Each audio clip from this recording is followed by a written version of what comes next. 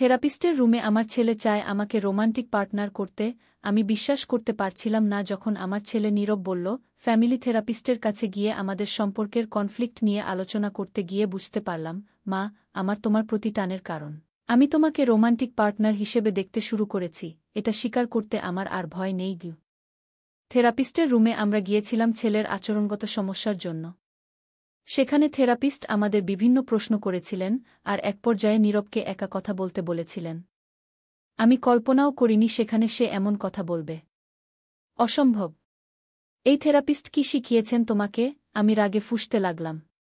Therapist আমাকে কিছু শেখাননি, মা। তিনি শুধু আমার অবচেতন মনের গভীরে লুকানো সত্যটি বের করে আনতে সাহায্য করেছেন। নীরব ধীর স্বরে বলল, তার চোখে একটা অদ্ভুত জ্বলন। আমি বুঝতে পেরেছি আমি কেন সবসময় তোমার অন্য পুরুষ বন্ধুদের সাথে ঝগড়া করি, কেন আমি তোমাকে একার পেতে চাই। আমি ভয়ে ও বিস্ময়ে কাঠ হয়ে গেলাম।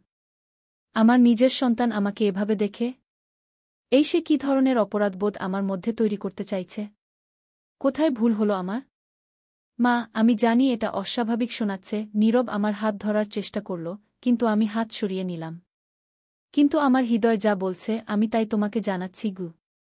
এটা বিকৃতি। আমি চিৎকার করে উঠলাম। থেরাপিস্টের কাছে যাওয়ার কোনো লাভ হয়নি। উল্টো তুমি আরও বিকৃত চিন্তা মগ্ন হয়েছ।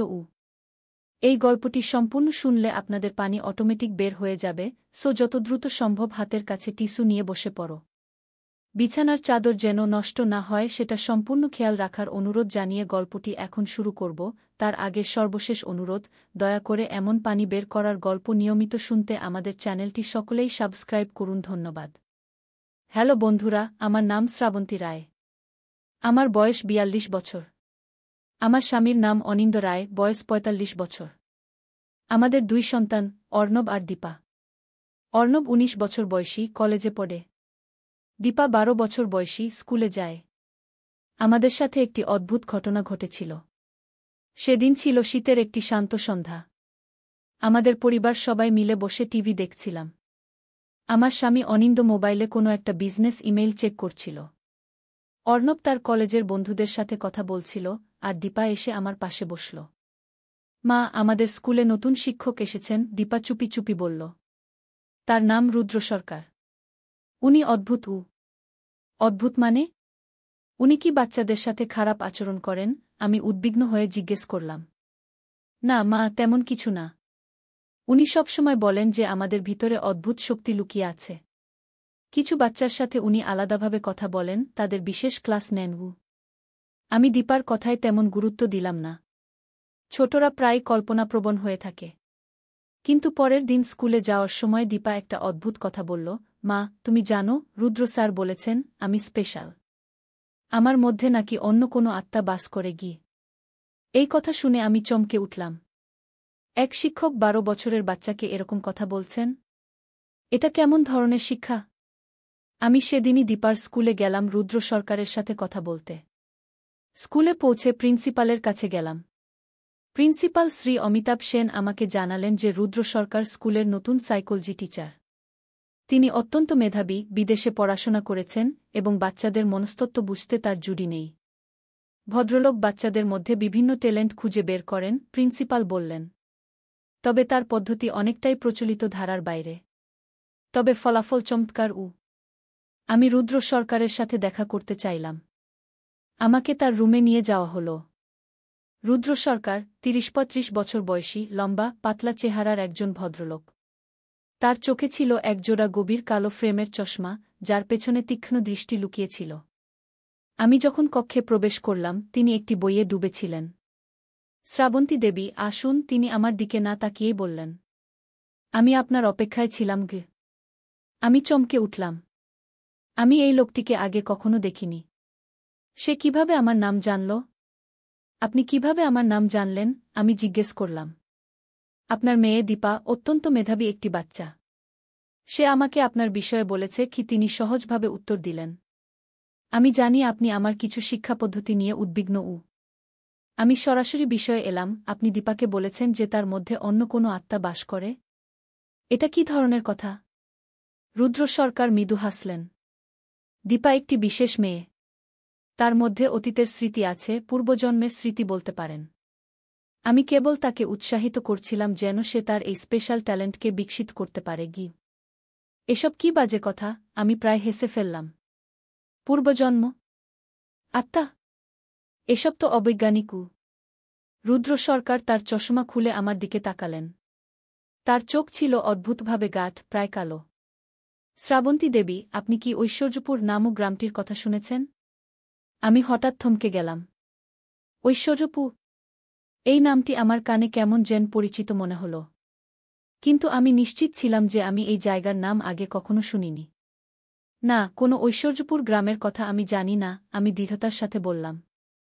অদ্ভুত, তিনি বললেন। দীপা বলেছিল যে আপনি সেখানেই জন্মেছিলেন। আমি বিস্মিত হলাম। দীপা এসব কোথায় শুনল? আমি তো কলকাতাতেই জন্মেছি, ঐশ্বর্যপুরে নয়। রুদ্র সরকার একটি ফাইল বের করলেন। সেখানে কিছু ড্রয়িং ছিল, দীপা দ্বারা আঁকা। এই ছবিগুলি দেখুন, তিনি বললেন। দীপা এগুলি আঁকেছে যখন আমি তাকে রিগ্রেশন থেরাপির মাধ্যমে তার অতীতের স্মৃতিতে নিয়ে গিয়েছিলাম। আমি ছবিগুলি দেখে স্তব্ধ হয়ে গেলাম। এগুলি ছিল একটি গ্রাম, বিশাল একটি বাড়ি, একটি পুকুর এবং পুকুরের পাশে একটি শিব মন্দির। অদ্ভুত ব্যাপার হল, আমি এই দৃশ্যগুলি আগে কখনো দেখিনি, তবুও এগুলি আমার কাছে অদ্ভুতভাবে পরিচিত মনে হল। দীপা বলেছে যে এগুলি আপনার অতীত জীবনের স্মৃতি। 1935 সালের ঐশ্বর্যপুর, রুদ্র সরকার ধীরে ধীরে বললেন। সে বলেছে যে আপনি এবং আপনার পরিবার সেখান থেকে এসেছেন। আমি হাসার চেষ্টা করলাম, কিন্তু আমার গলা শুকিয়ে গেল। এসব বাজে কথা। দীপা 12 বছরের একটি বাচ্চা, সে কল্পনা করছে। তাহলে একটা জিনিস ব্যাখ্যা করুন, রুদ্র বললেন। এই ছবিতে দীপা একটি গয়নার বাক্স এঁকেছে, যেটি নাকি আপনার দাদির ছিল। এই বাক্সে একটি বিশেষ লকেট ছিল, যার ভিতরে একটি ছবি ছিল। আমার শরীর শিউরে উঠল। আমি কখনো দীপাকে এই বিষয়ে বলিনি। আমার দাদির একটি সোনার লকেট ছিল, যেটি তার মৃত্যুর পর হারিয়ে গিয়েছিল। সেই লকেটের ভিতরে একটি ছোট ছবি ছিল, একটি অচেনা ব্যক্তির। রুদ্র সরকার আমার চেহারা দেখে বুঝতে পারলেন। তিনি চুপি চুপি বললেন, আসুন আমরা একটা প্রযোগ করি। আপনি কি এই রিগ্রেশন থেরাপিতে অংশ নিতে রাজি আছেন? আমি আপনাকে আপনার অতীতের স্মৃতিতে নিয়ে যেতে চাই। আমি দ্বিধাগ্রস্ত ছিলাম। এসব অবৈজ্ঞানিক বিশ্বাস আমি করি না। কিন্তু রহস্যটা জানার জন্য আমি সম্মত হলাম। রুদ্র সরকার আমাকে একটি আরামদায়ক চেয়ারে বসতে বললেন। পর্দা টেনে ঘরটিকে অন্ধকার করে দিলেন। তারপর আমাকে রিল্যাক্স করার জন্য কিছু নির্দেশনা দিলেন। তিনি ধীরে ধীরে কথা বলতে লাগলেন, আমার নিঃশ্বাসের গতি নিয়ন্ত্রণ করার জন্য। আমি ধীরে ধীরে একটি ট্রান্স স্টেটে চলে গেলাম। আমার চারপাশের বাস্তবতা ধীরে ধীরে মিলিয়ে গেল। এখন তুমি 1935 সালে ঐশ্বর্যপুর গ্রামে আছো, রুদ্রের ভাসমান কণ্ঠস্বর আমাকে নির্দেশনা দিচ্ছিল। তুমি কাকে দেখতে পাচ্ছ? আমার চোখের সামনে একটি দৃশ্য ভেসে উঠল। একটি বিশাল বাড়ি, লাল মেঝে, সবুজ বাগান, পেছনে একটি বড় পুকুর। বাড়ির সামনে একটি মেয়ে দাঁড়িয়ে আছে। সে আমার দিকে তাকিয়ে হাসছে। আমি অমিতা চৌধুরীকে দেখতে পাচ্ছি, আমি অস্পষ্টভাবে বললাম। সে আমাকে ডাকছে। অমিতাকে? রুদ্র জিজ্ঞেস করলেন। আমি অমিতা, আমি অদ্ভুতভাবে উত্তর দিলাম। আমার বয়স 17 বছর। আমি ঐশ্বর্যপুরের জমিদার পরিবারের মেয়ে। আমি নিজের মুখ থেকে এই কথাগুলি শুনে চমকে উঠলাম। কি হচ্ছে এসব? আমি কিছু বলছি যা আমার নিজেরই অবাস্তব মনে হচ্ছে, অথচ আমার হৃদয়ের গভীরে এগুলি সত্য বলে মনে হচ্ছে। তোমার পরিবারে কে কে আছে, অমিতা? রুদ্র জিজ্ঞেস করলেন। আমার বাবা হরিনারাজন চৌধুরী, মা সন্ধ্যারানী দেবী, আর ছোট ভাই অনির্বাণ, আমি উত্তর দিলাম। আমাদের বাড়িতে অনেক চাকর আছে। আমার পিতামহ এই গ্রামের প্রথম জমিদার ছিলেন। তিনি এই বাড়ি তৈরি করেছিলেন। আমি আরও বর্ণনা করতে লাগলাম, যেন আমি সত্যিই সেখানে আছি। আমি দেখতে পাচ্ছিলাম বাড়িটির প্রতিটি ঘর, মহল, বারান্দা। আমি বর্ণনা করলাম বাড়ির পেছনে থাকা বাগানটি, যেখানে আমরা প্রতিদিন বিকেলে চা পান করতাম। আর কাকে দেখতে পাচ্ছ? রুদ্র জিজ্ঞেস করলেন। আমি নির্মলকে দেখতে পাচ্ছি, আমি উত্তর দিলাম। সে আমাদের পাশের বাড়ির ছেলে। আমরা একসাথে বড় হয়েছি। সে আমার প্রিয় বন্ধু। নির্মল? কে এই নির্মল? আমি কখনো এই নামের কাউকে চিনি না। কিন্তু আমার মনে যে দৃশ্য ভেসে উঠছে, সেখানে একটি সুদর্শন যুবক, কালো চুল, চওড়া কাঁধ, আমার দিকে তাকিয়ে হাসছে। তোমার এবং নির্মলের সম্পর্ক কেমন? রুদ্র জিজ্ঞেস করলেন। আমি হঠাৎ চুপ হয়ে গেলাম। আমার মনে একটি বেদনাদায়ক স্মৃতি জেগে উঠল। আমি নির্মলকে ভালোবাসতাম, কিন্তু আমাদের সমাজ সেই ভালোবাসাকে মেনে নেয়নি। নির্মল ছিল জমিদার পরিবারের সন্তান নয়, সে ছিল একজন সাধারণ শিক্ষকের ছেলে। আমাদের বিয়ে হয়নি, আমি ধীরে ধীরে বললাম। আমার বাবা আমার বিয়ে ঠিক করেছিলেন রাজস্থানের এক ধনী ব্যবসায়ীর সাথে। নির্মল আমাকে নিয়ে পালাতে চেয়েছিল, কিন্তু হঠাৎ আমার মনে একটি ভয়ঙ্কর দৃশ্য ভেসে উঠল। একটি রাত, ঝড়, বৃষ্টি। নির্মল আমাকে নিয়ে পালাবে বলে অপেক্ষা করছে পুকুরের পাশে। কিন্তু আমার ভাই অনির্বাণ সব জেনে গিয়েছিল। সে বাবাকে খবর দিয়েছিল। বাবার লোকজন নির্মলকে ধরে ফেলেছিল। ওরা নির্মলকে মেরে ফেলেছিল। আমি কাঁদতে কাঁদতে বললাম। ওরা তাকে পুকুরে ডুবিয়ে মেরেছিল, আর আমাকে বলেছিল যে সে পালিয়ে গেছে। রুদ্র সরকার আমাকে শান্ত করার চেষ্টা করলেন। এরপর কি হয়েছিল, অমিতা? আমি সব জেনে গিয়েছিলাম। আমি কান্নায় ভেঙে পড়লাম। আমি রাতে চুপি চুপি গিয়েছিলাম পুকুরের কাছে। সেখানে দেখেছিলাম নির্মলের দেহ জলে ভাসছে। আমি আর বাঁচতে চাইনি। আমিও পুকুরে ঝাঁপিয়ে পড়েছিলাম। এই কথা বলতে বলতে আমি হিস্টিরিক্যালি কাঁদতে শুরু করলাম। আমি অনুভব করলাম যেন সত্যিই ডুবে যাচ্ছি, শ্বাস নিতে পারছি না। রুদ্র সরকার তৎক্ষণাৎ আমাকে হিপনোসিস থেকে বের করে আনলেন। আমি ঘামে ভিজে উঠে বসলাম। কি হলো আমার সাথে? আমি হাঁপাতে হাঁপাতে জিজ্ঞেস করলাম। আপনি আপনার পূর্বজন্মের স্মৃতি দেখেছেন, রুদ্র ধীরে ধীরে বললেন। আপনি আগে অমিতা চৌধুরী নামে জন্মেছিলেন 1918 সালে। আপনি আত্মহত্যা করেছিলেন 1935 সালে আপনার প্রেমিককে হারানোর পর। আমি হাসতে চেষ্টা করলাম। এসব অবৈজ্ঞানিক। হিপনোসিসের মাধ্যমে আপনি আমার মনে এসব ভুল ধারণা ঢুকিয়ে দিয়েছেন। রুদ্র সরকার হাসলেন। তাহলে ঐশ্বর্যপুর সম্পর্কে এত বিবরণ আপনি কিভাবে জানলেন? কিভাবে জানলেন সেই বাড়ির প্রতিটি কক্ষের বর্ণনা? কিভাবে জানলেন নির্মলের কথা, যার সম্পর্কে আপনি কখনো শোনেননি? আমি উত্তর দিতে পারলাম না। আমার মুখ শুকিয়ে গেল। আমি সত্যিই জানি না কিভাবে আমি এত বিবরণ জানি একটি জায়গা সম্পর্কে যেখানে আমি কখনো যাইনি। আমি আপনাকে কিছু দেখাতে চাই, রুদ্র বললেন। তিনি তার ল্যাপটপ খুললেন এবং একটি পুরানো ফটোগ্রাফ দেখালেন। এটি ঐশ্বর্যপুরের সেই জমিদার বাড়ির ছবি, 1930 সালের। আপনি যা বর্ণনা করেছেন এটি ঠিক সেটাই। আমি ছবিটি দেখে থমকে গেলাম। এটি ঠিক সেই বাড়ি যা আমি মনের চোখে দেখেছিলাম, সেই লাল মেঝে, সেই বারান্দা, সেই পুকুর। এবং এটি অমিতা চৌধুরীর ছবি। রুদ্র একটি পুরানো ধূসর ফটোগ্রাফ দেখালেন। 1935 সালের একটি ছবি। আমি ছবিটি দেখে শিউরে উঠলাম। সেখানে একটি সুন্দরী তরুণী দাঁড়িয়ে আছে, যার চেহারা আমার অবিকল মতো, কেবল ভিন্ন পোশাকে, ভিন্ন সময়ে। এ কিভাবে সম্ভব? আমি কাঁপা কণ্ঠে জিজ্ঞেস করলাম। আমি বছরের পর বছর ধরে এই ঘটনাগুলি অধ্যয়ন করেছি, রুদ্র বললেন। পূর্বজন্মের স্মৃতি, আত্মার পুনর্জন্ম, এগুলি বাস্তব। আমি এমন অনেক কেস দেখেছি যেখানে লোকেরা তাদের পূর্বজন্মের স্মৃতি ফিরে পায়, বিশেষ করে যারা ট্রমাটিক ডেথ অনুভব করেছিল। আমি এখনও বিশ্বাস করতে পারছিলাম না। কিন্তু এই সবই ঠিক কেন? কেন আমার মেয়ে দীপা এসব জিনিস জানে? কারণ দীপা হল অনির্বাণের পুনর্জন্ম, রুদ্র ধীরে ধীরে বললেন। আপনার ভাই অনির্বাণ, যিনি আপনার এবং নির্মলের প্রেমের কথা বাবাকে জানিয়েছিলেন। সে আপনার আত্মহত্যার জন্য নিজেকে দোষী মনে করেছিল। সে একটি অপরাধবোধের সাথে বাকি জীবন কাটিয়েছিল, এবং এখন সে দীপা হিসেবে ফিরে এসেছে আপনার মেয়ে হয়ে, আপনাকে সতর্ক করতে।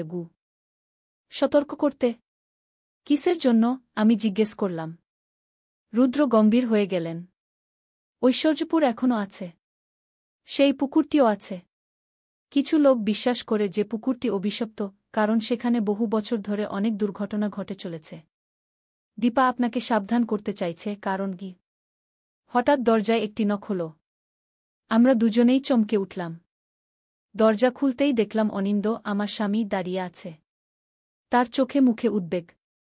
তুমি এখানে? সে আমাকে জিজ্ঞেস করল। আমি সারা স্কুল খুঁজে বেড়াচ্ছি। তোমার ফোন কেন বন্ধ? আমি ঘড়ি দেখে চমকে উঠলাম। আমি 2 ঘন্টা ধরে এখানে আছি। সময় কিভাবে এত দ্রুত চলে গেল? আমি দীপার টিচারের সাথে কথা বলছিলাম, আমি জবাব দিলাম।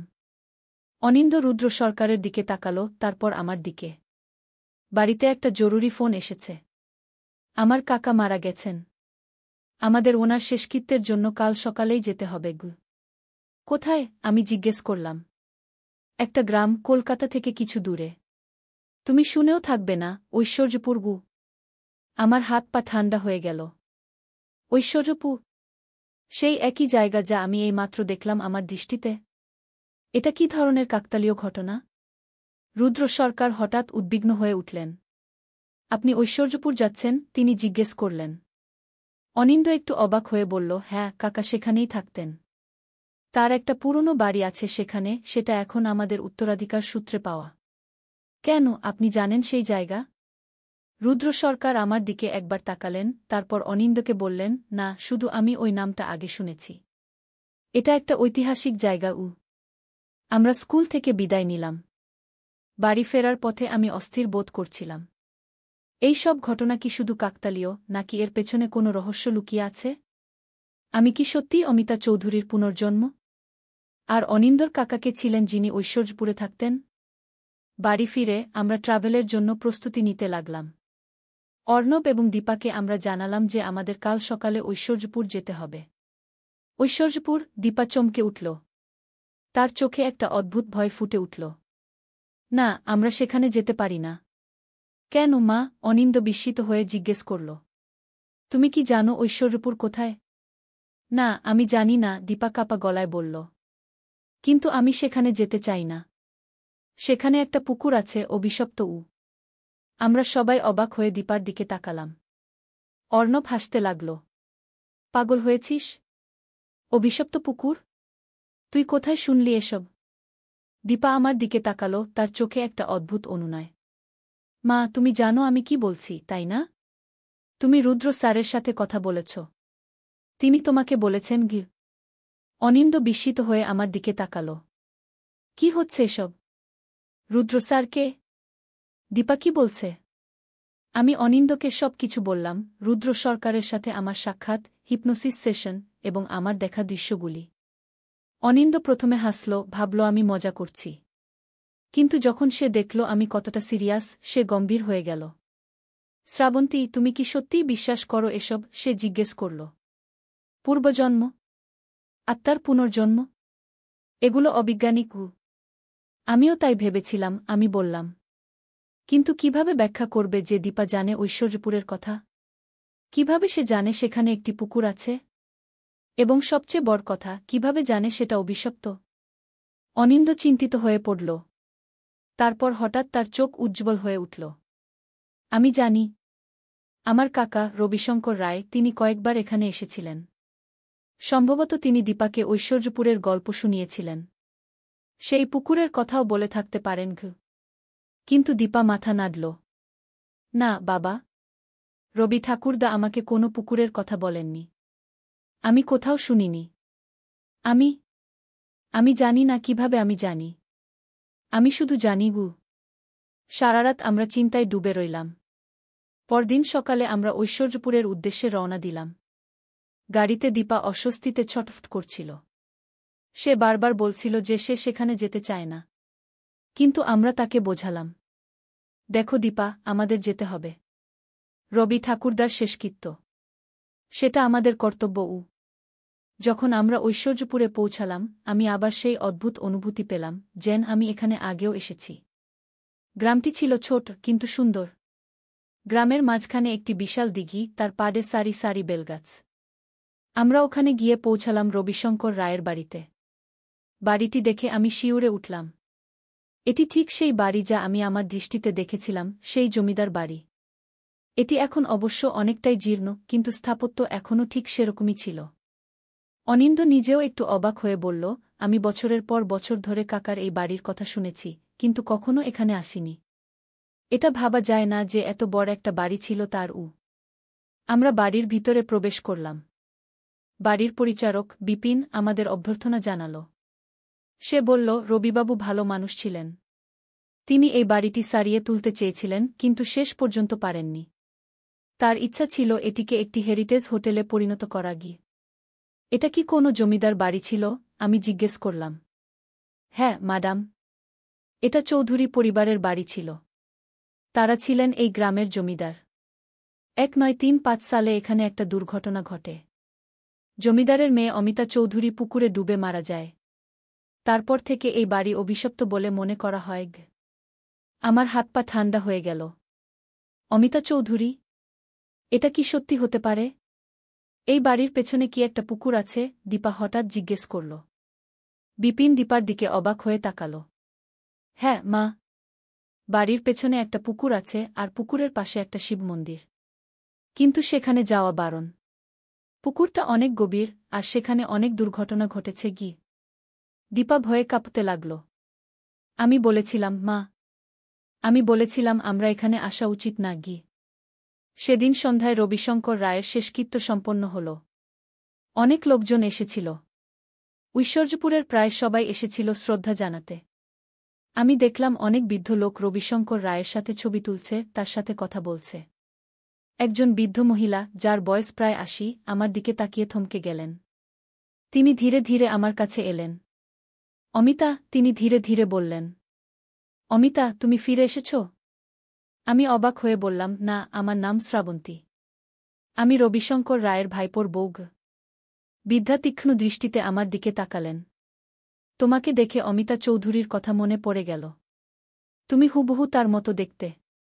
আমি ছোটবেলায় তাকে দেখেছি। আমার দাদি তাদের বাড়িতে কাজ করতেন। আমার বুক ধড়ফড় করতে লাগল। আপনি কি জানেন অমিতা কিভাবে মারা গিয়েছিলেন? বৃদ্ধা চারপাশে তাকালেন, যেন নিশ্চিত করছেন কেউ শুনছে কিনা। তারপর ধীরে ধীরে বললেন, অমিতা আত্মহত্যা করেননি। তাকে হত্যা করা হয়েছিল। তার ভাই অনির্বাণ তাকে মেরেছিল, কারণ অমিতা জানত যে অনির্বাণ নির্মলকে হত্যা করেছিল। আমি গভীর শ্বাস নিলাম। অনির্বাণ নির্মলকে মেরেছিল? কেন? কারণ নির্মল জানত একটি গোপন রহস্য। চৌধুরী পরিবারের সম্পত্তির একটা বড় অংশ লুকিয়ে রাখা আছে এই বাড়িতেই, এক গোপন জায়গা। নির্মল সেটা আবিষ্কার করেছিল এবং সে চেয়েছিল অমিতাকে নিয়ে পালাতে সেই সম্পদ নিয়ে। কিন্তু অনির্বাণ সেটা জেনে গিয়েছিল। কোথায় লুকানো আছে সেই সম্পদ? আমি জিজ্ঞেস করলাম। বৃদ্ধা রহস্যময় হাসি হাসলেন। শিব মন্দিরে। পুকুরের পাশের শিব মন্দিরে। মন্দিরের নিচে একটি সুড়ঙ্গ আছে, সেখানে লুকানো আছে সোনা, হীরা, মুক্তা। সেই রাতে আমি ঘুমাতে পারছিলাম না। বৃদ্ধার কথাগুলি আমার মাথায় ঘুরপাক খাচ্ছিল। আমি কি সত্যিই অমিতা চৌধুরীর পুনর্জন্ম? তাহলে কি দীপা অনির্বাণের পুনর্জন্ম? তাহলে কি অর্ণব নির্মলের পুনর্জন্ম? এবং সবচেয়ে বড় প্রশ্ন, অনিন্দকে? মাঝরাতে আমি জেগে উঠলাম একটি শব্দে। আমি দেখলাম অনিন্দ বিছানায় নেই। সে কোথায় গেল?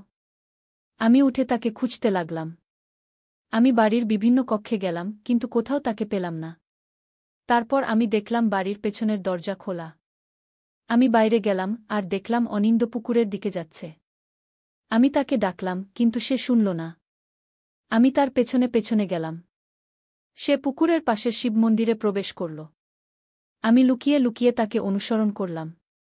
মন্দিরের ভিতরে অনিন্দ শিব মূর্তির সামনে দাঁড়িয়েছিল। সে মূর্তির পিছনে একটা নির্দিষ্ট স্থানে হাত রাখল। সঙ্গে সঙ্গে মূর্তির নিচের একটি পাথর সরে গেল এবং একটি সিডি প্রকাশ পেল, যা নিচে অন্ধকারে নেমে গেছে। আমি অবাক হয়ে দেখলাম অনিন্দ সেই সিডি বেয়ে নিচে নেমে গেল। আমি কি করব বুঝতে পারছিলাম না। তারপর আমি ঠিক করলাম আমিও তার পেছনে যাব। আমি সাবধানে সিডি দিয়ে নিচে নামলাম। নিচে একটি গুহার মতো জায়গা, সেখানে অনেকগুলো মশাল জ্বলছে। আমি দেখলাম অনিন্দ একটা বাক্স খুলছে। বাক্সের ভিতরে অসংখ্য হীরা, মুক্তা, সোনার গয়না। অনিন্দ, আমি ডাকলাম। সে চমকে উঠে আমার দিকে তাকাল। শ্রাবন্তী, তুমি এখানে কি করছ? এটা কি, অনিন্দ?